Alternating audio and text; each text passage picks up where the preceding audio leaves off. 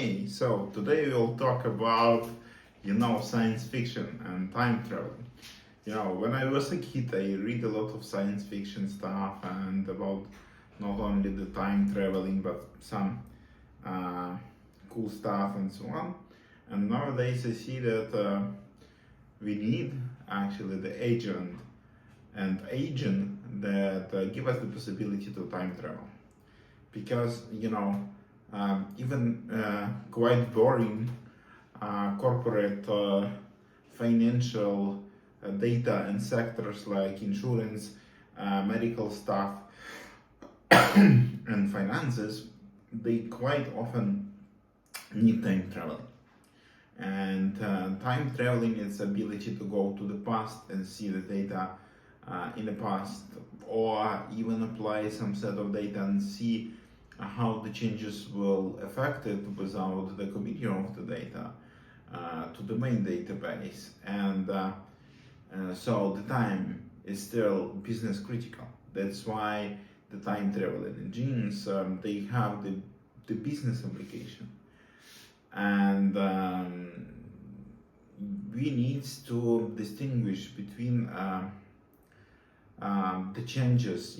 So what we want to model and where we need to apply the time. Do we want to apply the time to the objects, right? To the data itself, or do we want to apply the time to the structure, right? And the changes. For example, if we're talking about the knowledge graph, is it the time on the node, or is it the time that actually trying to track the changes in the graph? Because these two approaches are completely different actually. So the time traveling is not a new topic. We're trying to solve it for a long period of time. I even had this discussion with Rob this week that built a digital twin database that work with the knowledge graph as an object graphs and bring the time traveling in this bitemporal relations and all other things.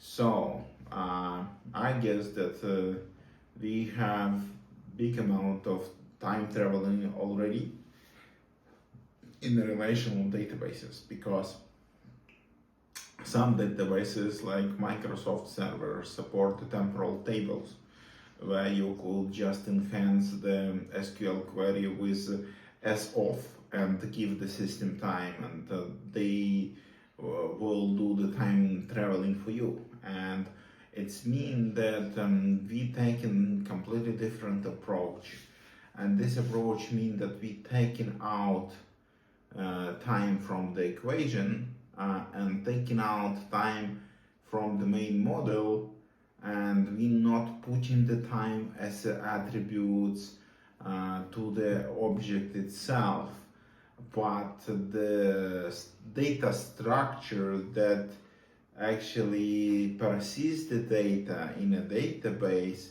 are time aware. So it's mean that we moving time out of the model to the agent. And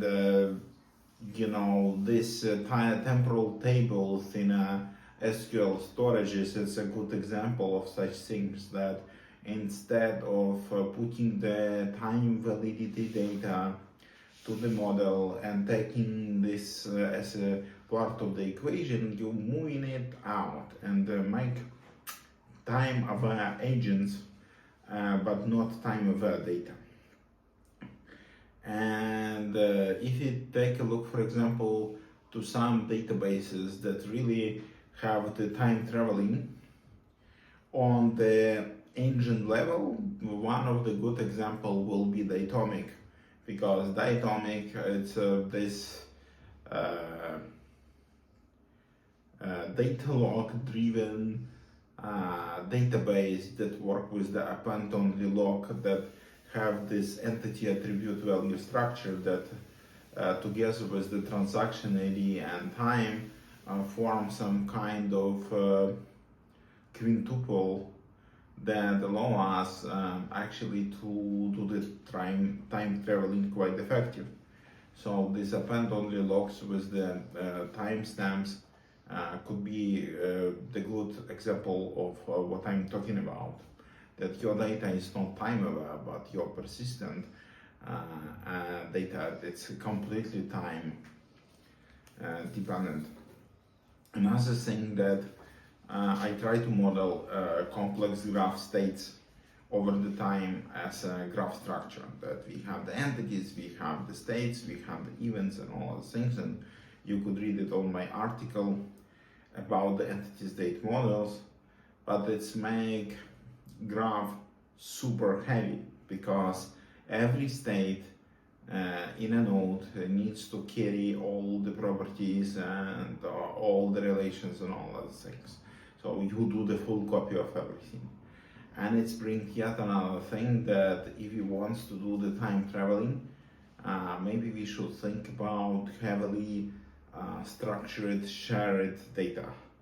That in a structural sharing, it's a big part of the functional driven persistent data structures, where you, instead of heavily copy everything, you try to get the difference and share as much as possible data that was not changed. And in this way, you create the pointers that point to these deltas and to form somehow complex duck.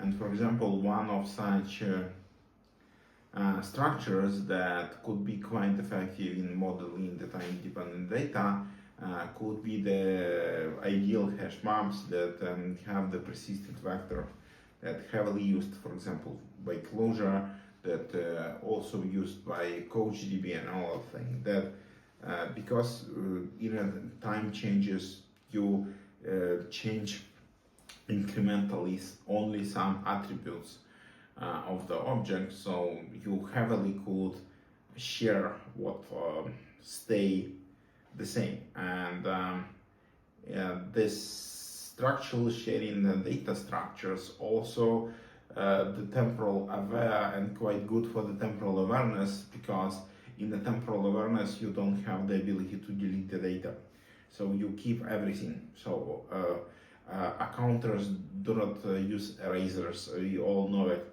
and it's one of the fundamental principles that you just accumulate the data set, change sets, and keep the track of the records.